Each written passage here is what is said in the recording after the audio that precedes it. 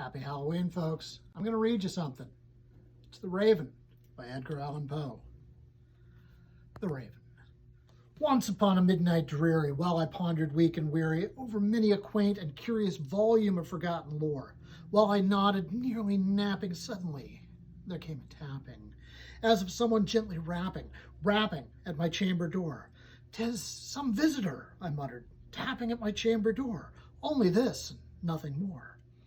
Oh, distinctly I remember it was in the bleak December, and each separate dying ember wrought its ghost upon the floor. Eagerly I wished the morrow, vainly I had sought to borrow from my book secrets of sorrow, sorrow for the lost Lenore, for the rare and radiant maiden whom the angels name Lenore, nameless here forevermore. And the silken, sad, uncertain rustling of each purple curtain thrilled me, filled me with fantastic terrors never felt before, so that now, to still the beating of my heart, I stood repeating, "'Tis some visitor entreating entrance at my chamber door, some late visitor entreating entrance at my chamber door. This it is, and nothing more." Presently, my soul grew stronger, hesitating then no longer. "Sir," said I, "or madam, truly your forgiveness I implore, but the fact is I was napping. And so gently you came rapping, and so faintly you came tapping at my chamber door, that I scarce was sure I heard you." Here I opened wide the door. Darkness there, and nothing more. Deep into that darkness peering, long I stood there wondering, fearing, doubting, dreaming dreams no mortal ever dared to dream before. But the silence was unbroken, and the stillness gave no token, and the only word there spoken was the whispered word, "Lenore." This I whispered, and an echo murmured back the word, "Lenore." Merely this, and nothing more. Back into the chamber turning, all my soul within me burning, soon again I heard a tapping, somewhat louder than before. "Surely," said I, "surely that is something at my window lattice. Let me see then what thereat is, and this mystery explore. Let my heart be still a moment, and this mystery explore. 'Tis the wind, and nothing more." Open here I flung the shutter, when, with many a flirt and flutter, in there stepped a stately raven of the saintly days of yore. Not the least obeisance made he, not a minute stopped or stayed he, but with mien of lord or lady perched above my chamber door, perched upon a bust of Pallas, just above my chamber door, perched and sat, and nothing more. Then this ebony bird, beguiling my sad fancy into smiling by the grave and stern decorum of the countenance it wore, "Though thy crest be shorn and shaven, thou," I said, "art sure no craven, ghastly, grim, and ancient ravening, wandering from the nightly shore. Tell me what thy lordly name is on the night's Plutonian shore." Quoth the raven, "Nevermore." Much I marveled this ungainly fowl to hear discourse so plainly, though its answer little meaning, little relevancy bore. For we cannot help agreeing that no living human being ever yet was blessed with seeing bird above his chamber door, bird or beast upon the sculptured bust upon his chamber door, with such a name as Nevermore. But the raven, sitting lonely on that placid bust, spoke only that one word, as if his soul in that one word he did outpour. Nothing further then he uttered, not a feather then he fluttered, till I scarcely more than muttered, "Other friends have flown before. On the morrow he will leave me, as my hopes have flown before." Then the bird said, "Nevermore."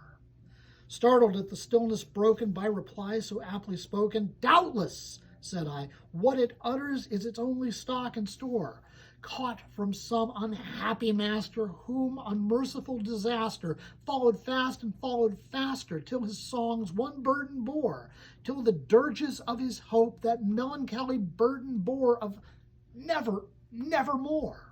But the raven still beguiling all my fancy into smiling, straight I wheeled a cushioned seat in front of bird and bust and door. Then upon the velvet sinking, I betook myself to linking fancy unto fancy, thinking what this ominous bird of yore, what this grim, ungainly, ghastly, gaunt, and ominous bird of yore meant, and croaking nevermore. This I sat engaged in guessing, but no syllable expressing to the fowl whose fiery eyes now burned into my bosom's core. This and more I sat divining, with my head at ease reclining on the cushion's velvet lining that the lamplight gloated o'er, but whose velvet violet lining with the lamplight gloating o'er she shall press nevermore. Then methought the air grew denser, perfumed from an unseen censer, swung by seraphim whose footfalls tinkled on the tufted floor. Wretch, I cried, thy God hath let thee. By these angels he hath sent thee respite, and nepenthe from the memories of Lenore. Quaff, O quaff this kind nepenthe, and forget this lost Lenore. Quoth the raven, nevermore. Prophet, said I, thing of evil, prophet still, if bird or devil, whether tempters sent or whether tempest tossed thee here ashore, desolate yet all undaunted, on this desert land enchanted, on this home by horror haunted, tell me, truly I implore, is there balm in Gilead? Tell me, I implore. Quoth the raven, nevermore. Prophet, said I, thing of evil, prophet still, if bird or devil, by that heaven that bends above us, by that God we both adore, tell this soul with sorrow laden, if within the distant Aden it shall clasp a sainted maiden, whom the angels name Lenore, clasp a rare and radiant maiden, who the angels name Lenore. Quoth the raven, nevermore. Be that word our sign of parting. Bird or fiend, I shrieked upstarting, get thee back into the tempest and the night's Plutonian shore. Leave no black plume as a token of that lie thy soul has spoken. Leave my loneliness unbroken. Quit the bust above my door. Take thy beak from out my heart, and take thy form from off my door. Quoth the raven, nevermore. The raven, never flitting, still is sitting on the pallid bust of Pallas just above my chamber door, and his eyes have all the seeming of a demon's that is dreaming, and the lamplight o'er him streaming throws his shadow on the floor, and my soul from out that shadow that lies floating on the floor shall be lifted nevermore.